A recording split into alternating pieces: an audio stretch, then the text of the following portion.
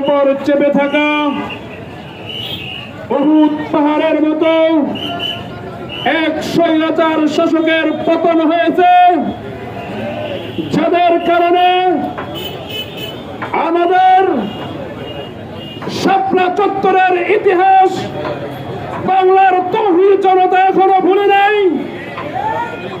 তৌহিদি জনতা আমাদের উলামায়ে কেরামকে শাপলা চত্বরে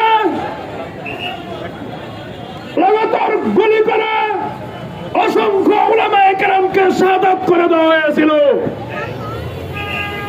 প্রিয় তাওহীদ জনতা, আজকে সেই স্বৈরাচারী শাসক হেফাজতের সেই 13 সালের রক্তের বিনিময়ে বর্তমান সময়ের ছাত্র আন্দোলনের মাধ্যমে এই স্বৈরাচারী শাসকের পতন হয়েছে।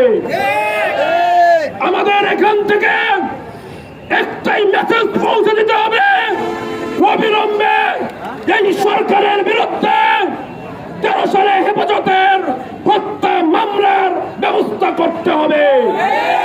আমরা বলতে চাই, এই সরকারের বিরুদ্ধে সর্বপ্রথম যেন মানিকগঞ্জ থেকেই গণহত্যার বিচারের ব্যবস্থা করা হয়। যতক্ষণ পর্যন্ত এই খুনি হাসিনাকে বিদেশ থেকে ধরে এনে বাংলার জমিনে বিচারের ব্যবস্থা না করা হবে, ততক্ষণ পর্যন্ত বাংলার কোন তৌহিদি জনতা তারা আর ঘরে ফিরে যাবে না। সদা সর্বদাই আমাদের মাঠে ময়দানে থেকে এই হত্যার বিচার করতে হবে। খুনি হাসিনা সহ চার দোষরদেরকে বাংলার জমিন থেকে চিরতরে মুছে দিতে হবে।